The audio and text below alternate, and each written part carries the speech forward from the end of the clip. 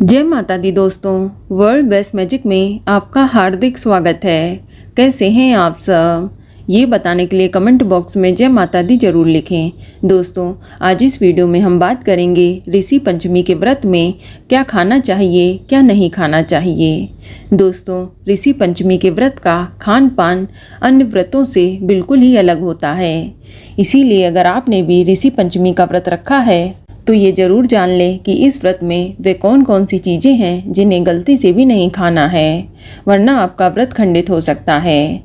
साथ ही आपको इस वीडियो में ये भी बताऊंगी कि आप इस व्रत में क्या क्या खा सकते हैं। खाने के कई ऑप्शन बताऊंगी ताकि आपको व्रत रखने में कोई परेशानी ना हो।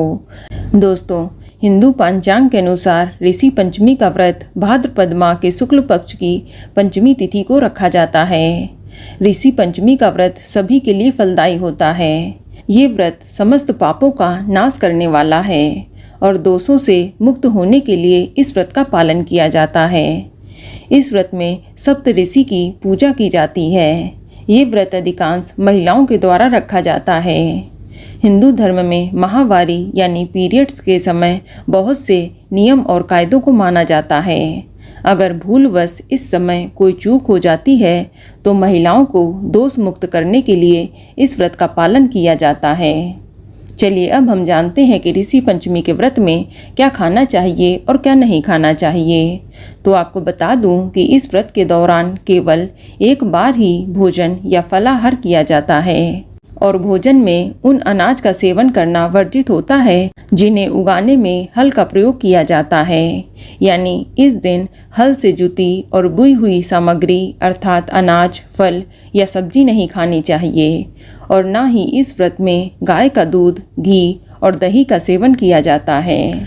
व्रत रखने वाली महिलाओं को केवल वृक्ष पर लगे खाद्य पदार्थ खाने की अनुमति होती है और इस व्रत में वही चीज़ें खाई जाती हैं जो तालाब में पैदा होती हैं, जैसे तिन्नी यानी पसई का चावल, केमुआ, वनारी का साग, सिंघाड़ा आदि। इस व्रत में गाय के किसी भी उत्पाद जैसे दूध, दही, घी, गोबर आदि का इस्तेमाल नहीं करना चाहिए। ऋषि पंचमी के व्रत में केवल भैंस का दूध, दही और घी का प्रयोग किया जाता है। इसके अलावा इस व्रत को हो सके तो मीठा ही रखें, इसमें नमक का सेवन ना करें। और अगर आप नमक के बिना ये व्रत नहीं कर सकते हैं तो फिर आप इस व्रत में सिर्फ सेंधा नमक का ही इस्तेमाल करें, ना कि सफ़ेद नमक का। सफ़ेद नमक का सेवन इस व्रत में वर्जित है।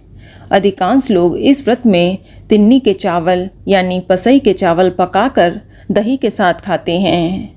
इसके अलावा इस व्रत में मोरधन यानी समा के चावल खाने की भी परंपरा है। आप समा के चावल की खीर या फिर खिचड़ी बनाकर खा सकते हैं या कुछ लोग साबूदाना की खीर या खिचड़ी बनाकर भी खा लेते हैं। इसके अलावा आप इस दिन नारी का साग और सिंघाड़े के आटे की पूड़ी या पराठा बनाकर खा सकते हैं। इसके अलावा ड्राई फ्रूट्स भी इस व्रत में खाए जा सकते हैं। इसमें किशमिश, मखाना, गरी आदि खा सकते हैं। इसके साथ ही फलों का सेवन भी इस व्रत में किया जा सकता है, लेकिन फलों में ध्यान रखना है कि वही फल खाना है जो खेत में ना हो। इसमें अधिकांश लोग केला खा लेते हैं, जबकि आजकल केला भी खेत में ही उगाया जा रहा है।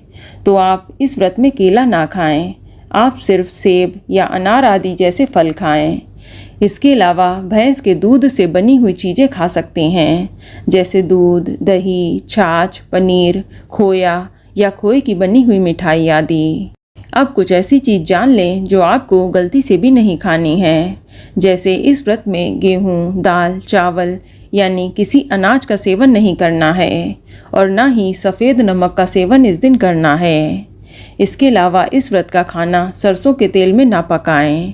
इस व्रत में बेसन, मैदा, सूजी, मसालेदार तीखा भोजन भी नहीं खाना चाहिए। इसके अलावा व्रत वाले दिन घर में या घर का कोई भी सदस्य मांस मदिरा का सेवन ना करे, इस बात का भी ध्यान रखें। तो दोस्तों, ये जानकारी आपको अच्छी लगी तो कमेंट में जय माता दी जरूर लिखें और अगर आपका कोई सवाल है तो उसे कमेंट बॉक्स में अवश्य पूछ लें और इस वीडियो को लाइक करें, शेयर करें और साथ ही साथ चैनल को सब्सक्राइब करें। धन्यवाद।